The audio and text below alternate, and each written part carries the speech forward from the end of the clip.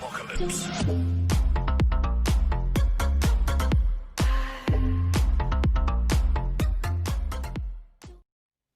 အားလုံးပဲမင်္ဂလာပါခင်ဗျဒီနေ့ပြောပြချင်တဲ့အကြောင်းအရာလေးကတော့ PDF file လေးကို JPG file ဘယ်လိုပြောင်းသွားမလဲဆိုတာပဲဖြစ်ပါတယ်ကျွန်တော် JPG file လေးကို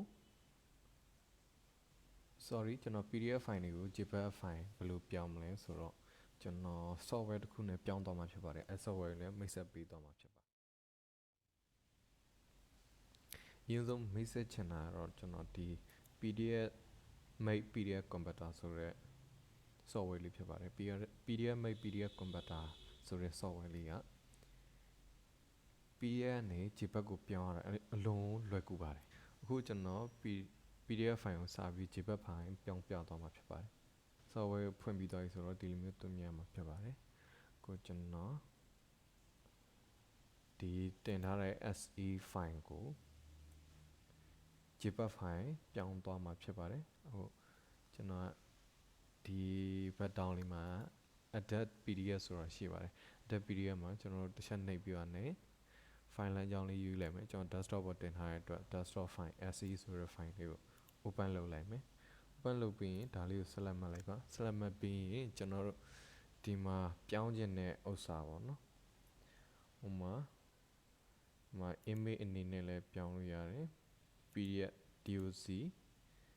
ဆိုတော့ကျွန်တော်တို့ word file ပေါ့နော် image အနေနဲ့လည်းပြောင်းလို့ရပါတယ်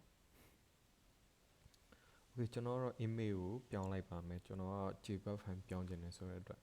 okay ကျွန်တော်ပြောင်းကြည့်လိုက်ပါမယ်နော်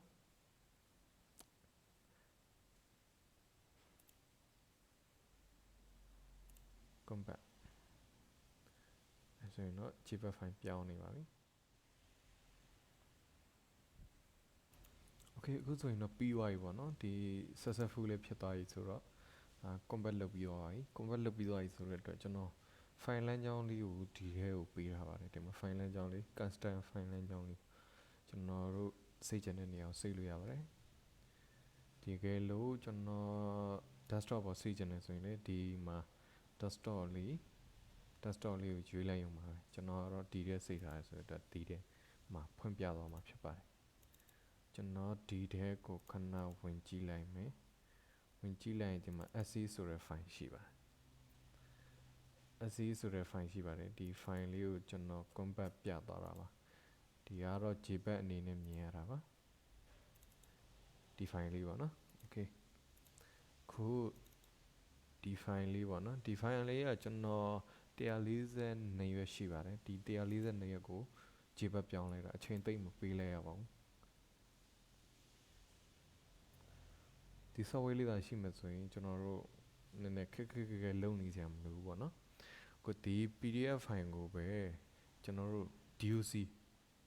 word file အနေနဲ့လည်းပြောင်းလို့ရပါတယ်ခုနောက်တစ်ခါထပ်ပြီးတော့ပြောင်းကြည့်နော်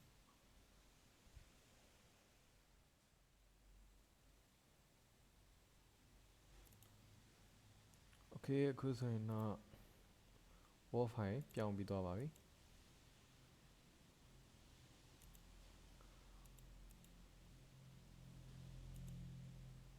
word file ပြောင်းပြီးသွားပြီပေါ့နော် word file ပြောင်းပြီးသွားပြီတခါအဲဆိုရင်ကျွန်တော်တို့ file လမ်းကြောင်းလေးကိုတစ်ချက်ရှာကြည့်မယ်နော်ဒီမှာပဲထပ်စီထားတာပါဒီလေးကိုဖွင့်လိုက်မယ်ဒီမှာ SE ဆိုတဲ့ word file ရှိပါတယ်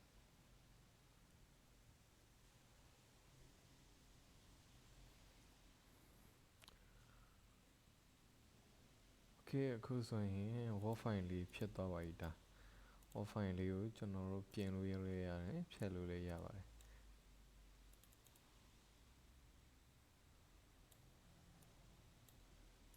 ဒီ logo လေးလည်းဖြတ်လို့ရတယ်အကုန်လုံး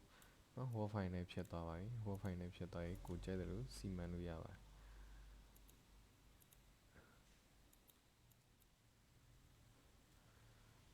ဟုတ်ပဲအောက်ဆုံးစာမျက်နှာကိုတွားကြည့်မယ်ပေါ့နော်အောက်ဆုံးစာမျက်နှာ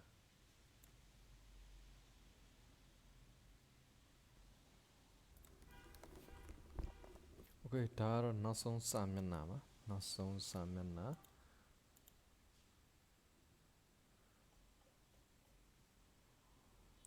ကိုကျွန်တော် PDF make PDF Conveter ကို သုံးပြီးတော့ကျွန်တော်တို့ PDF ကို Word file ပြောင်းသွားတာဖြစ်ပါတယ်ဒီ software လေးရဲ့အားသာချက်ကပေါ့နော်ဒီအရွက်တရားကျော်တဲ့ PDF file တွေကို JPG ကိုခဏအတွင်းနဲ့ပြောင်းပေးနိုင်တယ် PDF file တွေကိုလည်း Word file အဖြစ်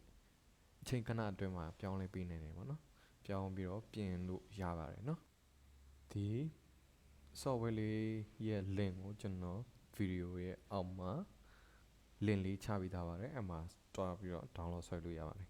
အားလုံးကိုကျေးဇူးတင်ပါတယ်လိုအပ်ချက်များရှိပါကထပ်မံဖြည့်ဆွတ်နိုင်ပါတယ်အားလုံးကျေးဇူးပါ